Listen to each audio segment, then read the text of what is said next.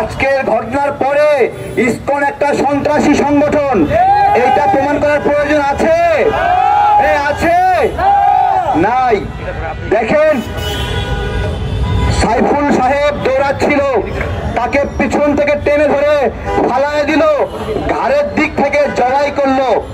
আপনারা দেখেন, একটা মানুষকে একা একা পেয়ে এভাবে হত্যা করলো, এটা কি কোনো মানবিকতার পরিচয়?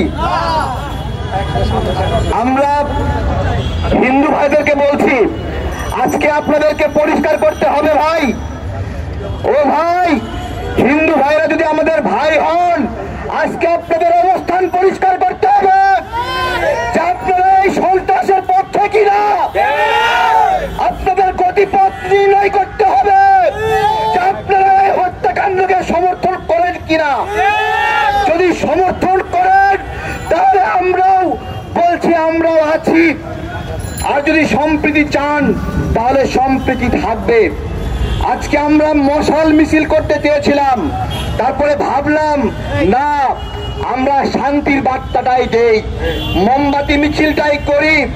কিন্তু যে ষড়যন্ত্র হচ্ছে বাংলাদেশের বিরুদ্ধে, আজকে উপদেষ্টাদের প্রতি একটা কথা বলতে চাই, আপনারা যদি 625 জন আওয়ামী লীগ নেতাকে ছেড়ে না দিতেন, আর যদি 1000 আওয়ামী সন্ত্রাসীকে গ্রেপ্তার করে তারা জেলখানায় রাখতেন, তাহলে এই ষড়যন্ত্রের মুখোমুখি হতো না। পাহাড়ের হিন্দু নাগরিকরা বলছে, পাহাড়ের নাগরিকরা বলছে, চট্টগ্রামে এই হত্যাকাণ্ডের সঙ্গে আওয়ামী লীগ প্রত্যক্ষ এবং পরোক্ষভাবে জড়িত। এখন হিন্দু ভাইদেরকে পরিষ্কার করতে হবে যে আপনাদের ব্যানারে, সনাতনী ব্যানারে এই আওয়ামী নামের সন্ত্রাসী গোষ্ঠী আরো সন্ত্রাস করবে কিনা।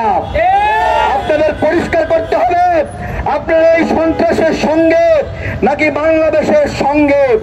আপনারা রয়ের উদ্দেশ্য বাস্তবায়ন করবেন নাকি বাংলাদেশের উদ্দেশ্য বাস্তবায়ন করবেন, এই জায়গাটা আমরা ক্লিয়ার করছি।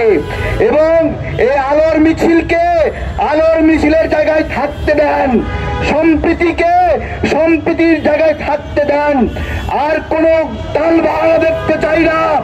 ইসকনকে এই হত্যাকাণ্ডের কারণে আগামীকাল থেকে আমরা নিষিদ্ধ দেখতে চাই।